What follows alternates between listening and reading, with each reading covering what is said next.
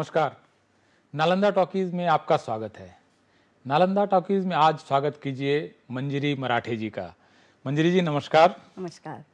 मंजरी जी स्वतंत्र वीर सावरकर स्मारक की ट्रस्टी हैं और वीर सावरकर पर इन्होंने ढेर सारा काम किया है। वो मराठी पब्लिक स्फीयर की जानी मानी हस्ती हैं और आप सब लोग उनको जानते होंगे। मंजरी जी, पहला प्रश्न, आप सावरकर जी के विचारों से कैसे जुड़ी, क्या संबंध है? और बल्कि इसके साथ एक दूसरा प्रश्न भी मैं पूछ लेता हूँ, सावरकर जी और नालंदा, इनका क्या संबंध जुड़ता है? लेकिन सबसे पहले मैं आपको धन्यवाद देना चाहूँगी। मेरे पिताजी श्री कृष्ण पुरुषोत्तम गोखले सावरकर जी के साथ 30 वर्ष रहे, तो उनके कारण ही मैं स्वतंत्र वीर सावरकर राष्ट्रीय स्मारक का काम करने लगी। वहाँ पे मैं अभी 22 वर्ष से काम कर रही हूँ। तो वहाँ काम करने के बाद ही सावरकर जी के साहित्य का और मेरा परिचय हुआ। स्वतंत्र वीर सावरकर एक बहुत बड़े साहित्यकार थे, महाकवि थे, अस्पृश्यता अंधश्रद्धा निर्मूलक थे, जाति भेद उच्छेदक थे। वो क्रांतिकारी तो थे ही, लेकिन वो समाज क्रांतिकारक थे, बुद्धिनिष्ठ थे। विज्ञान, आधुनिकीकरण और सैनिकीकरण का उन्होंने पुरस्कार किया। आपने जब नालंदा विद्यापीठ की बात कही तो 1938 में उन्होंने साहित्यकारों के सम्मेलन में कहा था कि साहित्यकारों ने अभी कलम छोड़कर बंदूकें हाथ में लेनी चाहिए। तो साहित्य जगत में बहुत हलचल मच गई, बहुत वर्षों तक उस पर चर्चा होती रही। फिर 1941 में उसका उन्होंने विश्लेषण किया कि मैंने ये जो कुछ कहा कि कलम छोड़ दो और बंदूकें हाथ में ले लो, वो साहित्य की रक्षा के लिए मैंने कहा किया। क्योंकि जिस राष्ट्र के पास प्रस्तुत सैन्य शक्ति नहीं होती, वो राष्ट्र तो मर जाता ही है, लेकिन उसके साथ उसकी संस्कृति, उसका साहित्य, वो भी मर जाता है। और नालंदा और तक्षशिला में वही हुआ, हमारा साहित्य जला दिया गया। तो सावरकर जी का ये कहना था कि इस ग्रंथों की, उस साहित्य की राख क्यों हुई? उसका कारण ये था कि हमने उनकी रक्षा नहीं की, उतना हम सक्षम नहीं थे, हमारे पास वो शक्ति नहीं थी। राइट। तो इस बैकग्राउंडर नोट्स के साथ मैं चर्चा शुरू करता हूँ। मंजरी जी, सावरकर जी पर जब भी चर्चा होती है तो एक कंटेस्टेड व्यक्तित्व के रूप में होती है कि उनके समर्थन में बात होती है, कुछ लोग उनका विरोध भी करते हैं। हालांकि जो विरोध करते हैं वो आमतौर पर मार्जिन या कम होते हैं, हाशिए के लोग होते हैं। तो उनका प्रथम जो एक व्यक्तित्व का बड़ा हिस्सा है वो आज़ादी के लिए संघर्ष करना और लंबे समय तक उस संघर्ष में रहना जो है उनके जीवन का एक बहुत अभिन्न अंग है। तो वहीं से मैं बातचीत की शुरुआत करना चाहता हूँ कि स्वतंत्रता के आंदोलन में उनका जुड़ना कैसे हुआ और उस दिशा में उन्होंने क्या क्या कार्य किए। वो बचपन से ही वो चाहते थे कि हमारा राष्ट्र स्वतंत्र हो, और उन्होंने 15-16 वर्ष की आयु में ही उनकी जो देवी थी अष्टभुजा भवानी, उसके सामने उन्हें शपथ ली थी कि इस देश की स्वतंत्रता के लिए मैं मारते मारते अपने अंत तक लड़ूंगा। उन्होंने ये नहीं कहा कि मैं मर जाऊंगा, उन्होंने कहा था मारते मारते अपने अंत तक लड़ूंगा, और वही उन्होंने किया। अभिनव भारत की शुरुआत उन्होंने की, लेकिन उस वक्त शस्त्र हाथ में नहीं थे। ब्रिटिशों ने शस्त्रबंदी का कानून किया हुआ था, तो उन्हें ऐसा लगा कि अभी शस्त्र इकट्ठा करने हो तो मुझे कहीं दूर जाना, विदेश जाना पड़ेगा, और वो लंदन चले गए। तो वो 4 वर्ष लंदन में रहे, और उस 4 वर्षों में अभिनव भारत की बागडोर उनके बड़े भाई गणेश दामोदर सावरकर, जिन्हें बाबा राव सावरकर के नाम से वो विख्यात थे, उन्होंने संभाली। जी। तो ये जो लंबा कार्यकाल उनका रहा स्वतंत्रता आंदोलन के लिए, इसके बाद उनके जीवन के 2 और महत्वपूर्ण पक्ष हैं, बहुत महत्वपूर्ण पहलू हैं जिसके बारे में, कुछ के बारे में तो लोगों को पता है और कुछ के बारे में नहीं पता है।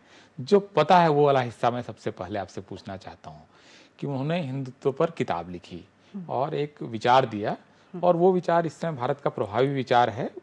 उनकी पार्टी तो नहीं, लेकिन वो विचार इस समय का सबसे प्रभावी और एक तरह से सत्ता का विचार भी है इसी समय जो पावर स्ट्रक्चर है उसमें सावरकर जी के विचारों का इस समय बहुत महत्व है। वो विचार है हिंदुत्व का।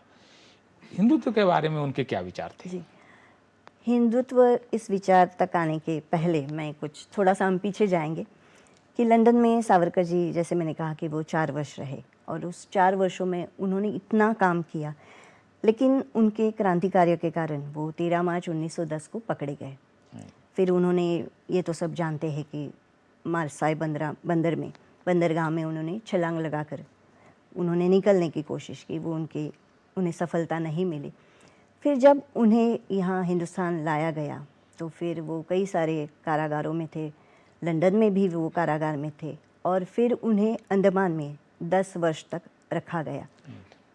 तो ये कुल मिला के 14 वर्ष हो जाते हैं उनके कारागार में। तो उनको और उनके बड़े भाई को 2 मई 1921 को अंडमान से छोड़ दिया गया।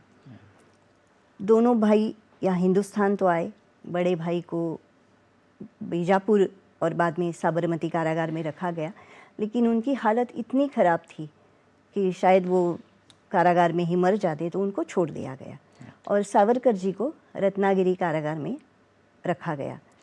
वहाँ वे 3.25 वर्ष तक रहे और उस कारागार में उन्होंने हिंदुत्व ये ग्रंथ का निर्माण किया। ये पहला उनका अंग्रेज़ी में लिखा हुआ ग्रंथ है, इसेंशियल्स ऑफ हिंदुत्व।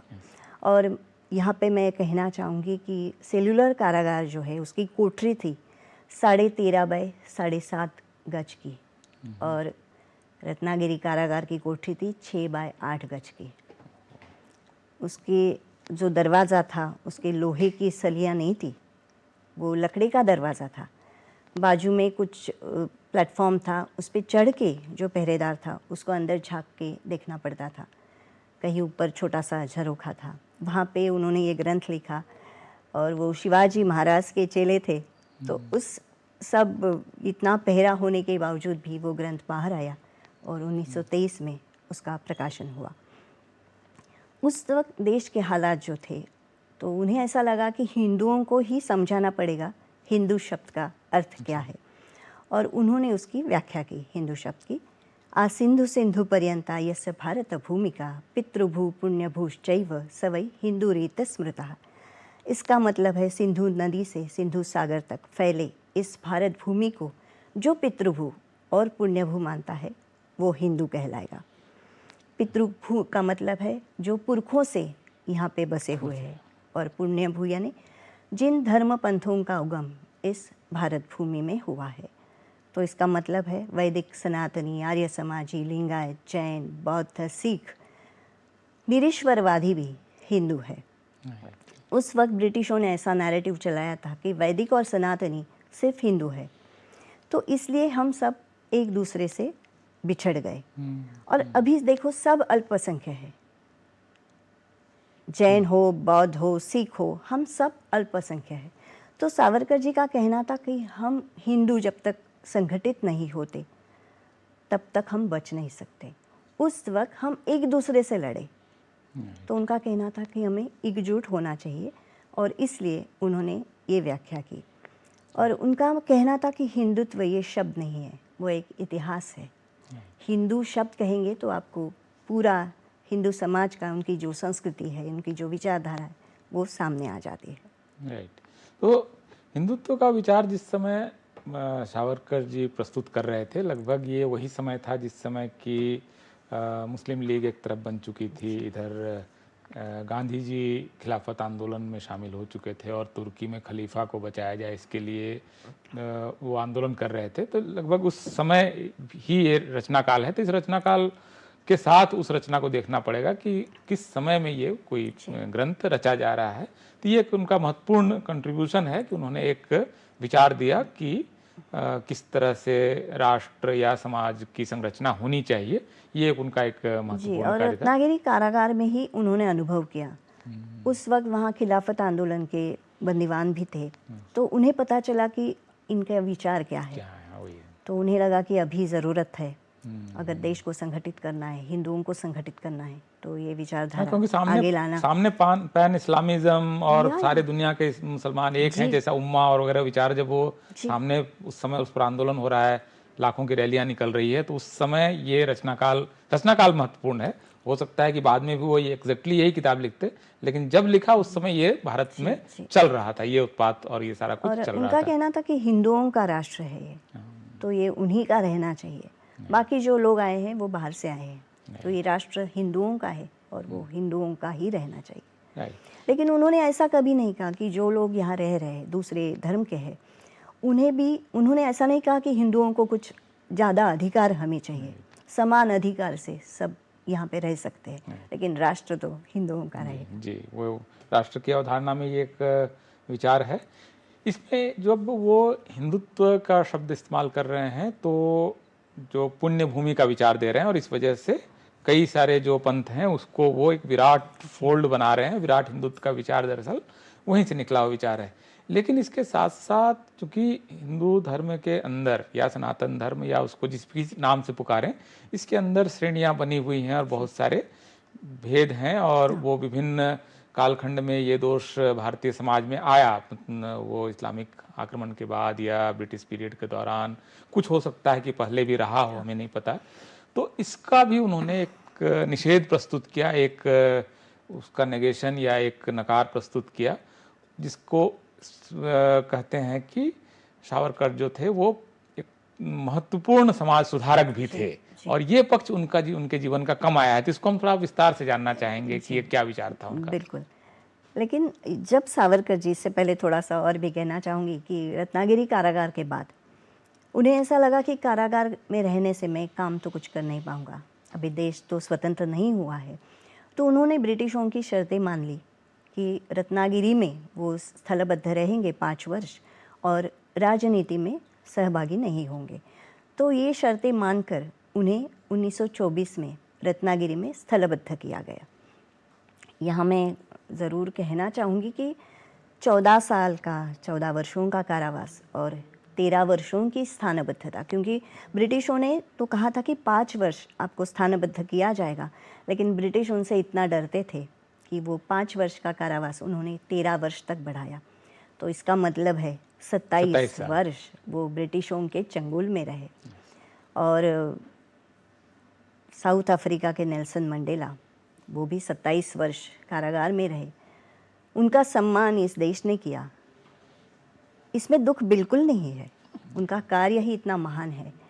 लेकिन उसी समय इसी देश का सपूत जिसने इस देश के लिए अपने 27 वर्ष दिए, युवा थे वो, 28 वर्ष के थे जब वो अंडमान चले गए, तो उनको हमने सम्मान तो दिया ही नहीं, बल्कि उनकी अवहेलना की जाती है, उनके लिए अपशब्द कहे जाते हैं।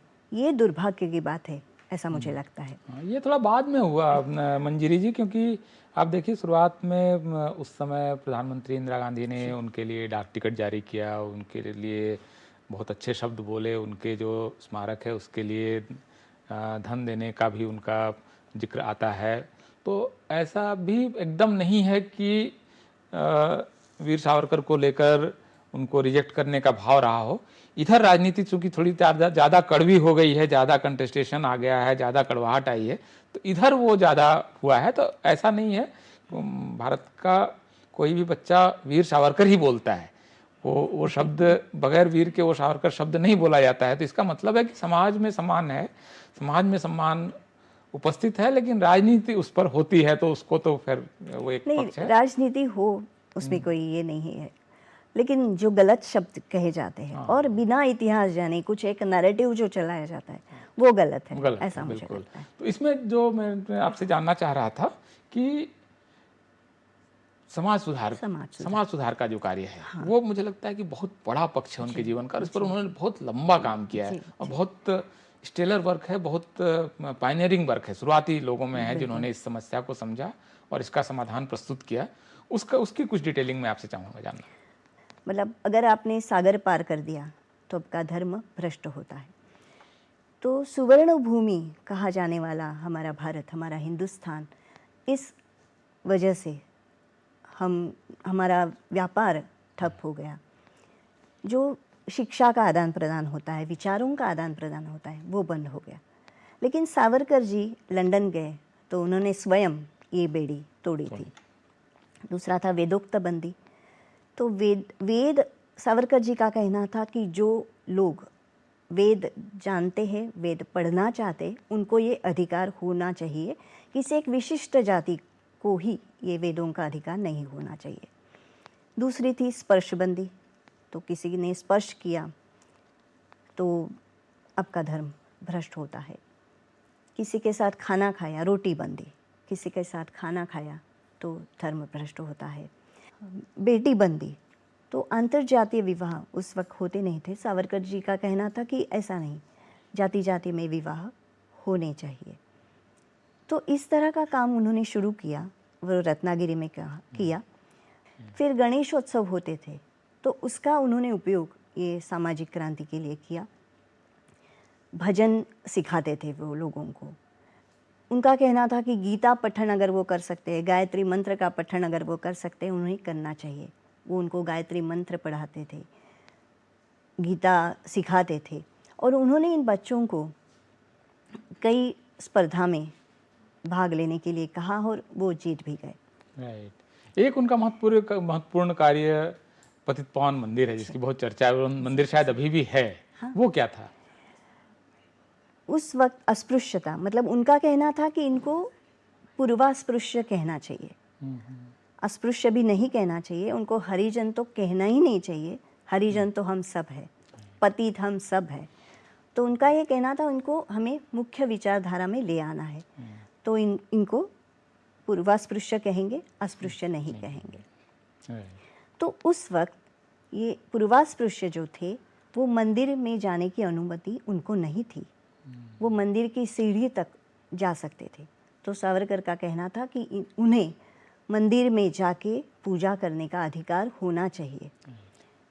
तो रत्नागिरी के एक दानशूर व्यक्ति थे, भागोजी शेठ कीर, तो वो भंडारी समाज के थे। तो उन्हें भी किसी मंदिर में जाने से मना कर रहे थे, तो उन्होंने खुद के लिए एक मंदिर बनवा लिया। तो सावरकर जी जब उनसे मिले तो उन्होंने कहा कि आप तो धनवान हो, आपने खुद के लिए तो मंदिर बनवा लिया, लेकिन बहुत सारे लोग ऐसे हैं जो मंदिर नहीं जा सकते, तो उनके लिए हम एक मंदिर बनवाएंगे।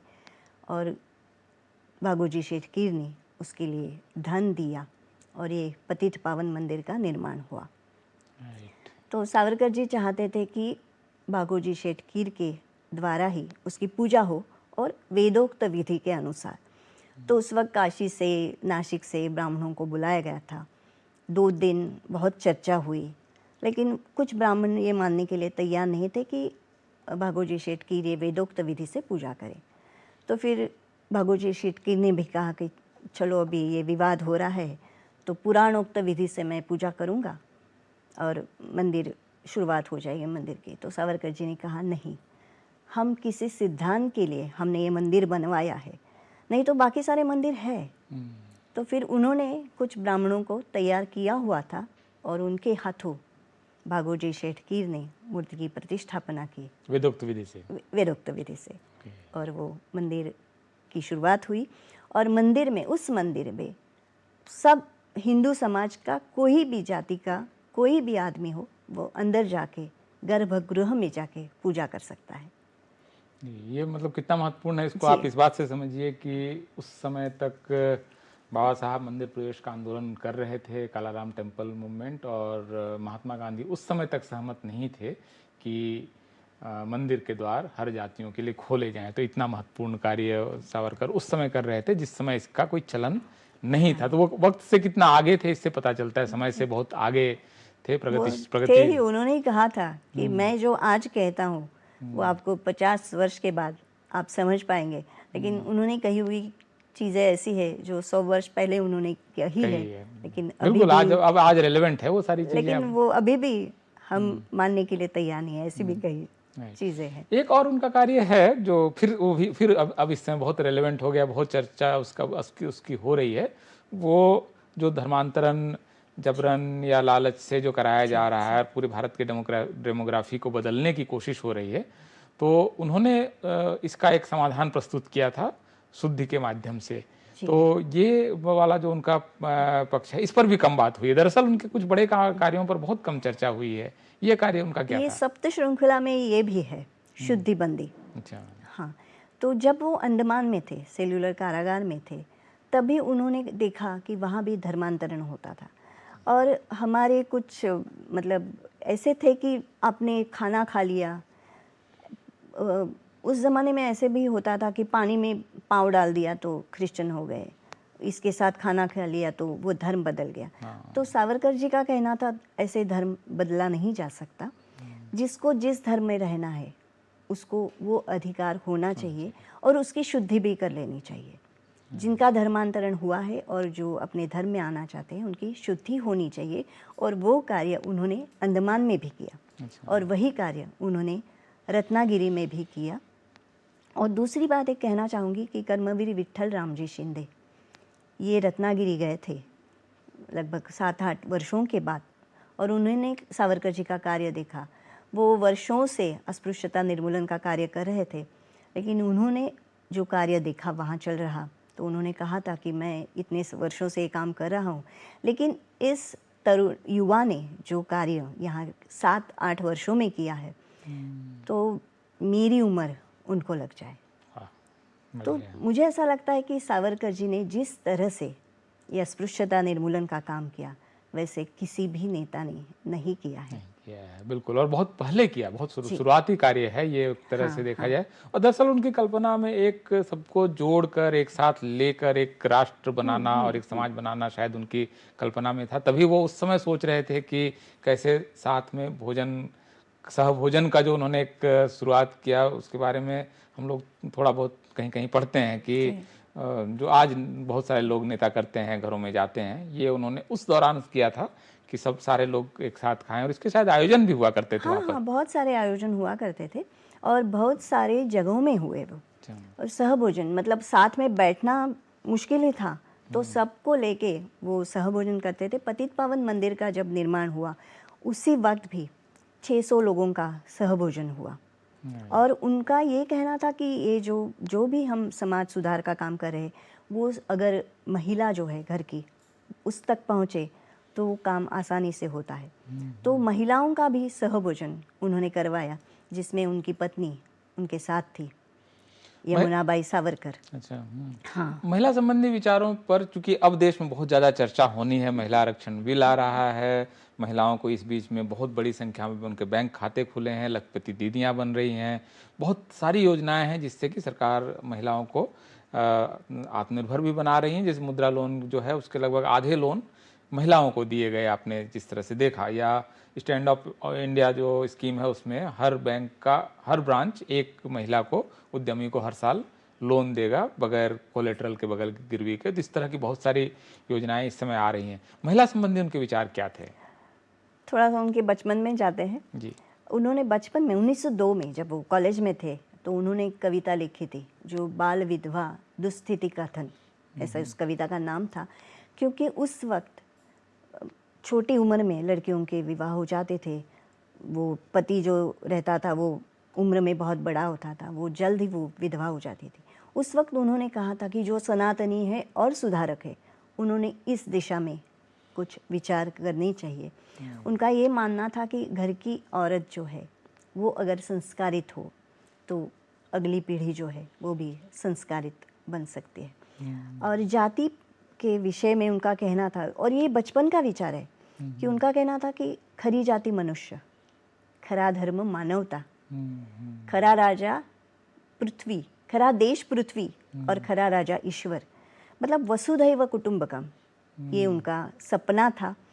उन्होंने ये लिखा था कि मुझे मालूम है कि ये सपना प्रत्यक्ष नहीं हो सकता, लेकिन उस दिशा में हम प्रयत्न कर सकते हैं। और मुझे ऐसा लगता है कि अभी G20 का जो आयोजन किया था, उसमें जो उस पे बोर्ड पे वसुधैव कुटुंबकम, यही उसका ये था, गृह वाक्य था। गृह वाक्य था। तो वही मुझे याद आया कि सावरकर जी ने जो बचपन में जो सोचा था, उस दिशा में थोड़ा सा तो हम विचार तो कर रहे हैं। आज़ादी के बाद से अंग्रेजी शासन उस तरह का विचार रहा, वामपंथ बहुत प्रभावी रहा, फिर उसके साथ एक इस्लामिक विचार का एक गठबंधन बन गया। तो टेक्स्ट बुक से लेकर सब जगह उनका चूंकि वर्चस्व रहा, शुरुआती वर्षों में जो किताबें लिखी गई वो जिस तरह से लिखी गई, इसलिए बहुत सारे नायक जो वास्तविक नायक थे, इवन बाबा साहब के बारे में कितना कम पढ़ाया जाता था जो अब पढ़ाया जा रहा है, या सावरकर जी के अच्छे कार्यों के बारे में कोई चर्चा ही नहीं हुई, क्योंकि पुस्तक लेखन और इतिहास लेखन का कंट्रोल कौन कर रहा है वही बताता है कौन महान है। तो शायद ये समस्या इतिहास हमें अच्छी तरह से सिखाया नहीं गया, वास्तविकता बताई नहीं गई, तथ्यों पर आधारित नहीं बताया गया, किसी को एक लाइन में निपटा दिया गया कि उन्होंने बस ये किया, बाबा साहब दलितों के मसीहा थे, वन लाइन खत्म। मतलब इतना इस तरह का इतिहास लेखन हुआ है। सावरकर जी का नाम भी जोड़ना चाहिए था, वही उनके भी मसीहा थे वो। बस उतना, हाँ वही वो वाला पार्ट रह गया। चलिए, उम्मीद है कि ये कार्य आगे होगा, और अब आप लोग इसको कर रही हैं और स्मारक बना है, लोग वहाँ आएंगे, विद्यार्थी सीखेंगे। इसी कामना के साथ आपका बहुत बहुत धन्यवाद कि आपने इतना सारा समय दिया और आप एक अच्छा कार्य कर रही हैं। बहुत बहुत स्वागत, अभिनंदन। मैं जाते जाते ये कहना चाहूँगी कि आजकल जेनजी शब्द उसका बहुत उच्चारण होता है, तो मुझे लगता है सावरकर जी उस वक्त के जेनजी थे। बिल्कुल बिल्कुल बिल्कुल क्योंकि वो बहुत रैशनल थे। हाँ, उस समय जब किसी ने कुछ कहा और उन्होंने मान लिया, ऐसा नहीं होता था। रैशनलिटी एंड साइंटिफिक थॉट्स का जिस समय एक तरह से भारत में आ ही रहा था, उस समय वो उसके अग्रणी थे वो। बहुत बहुत शुक्रिया, धन्यवाद।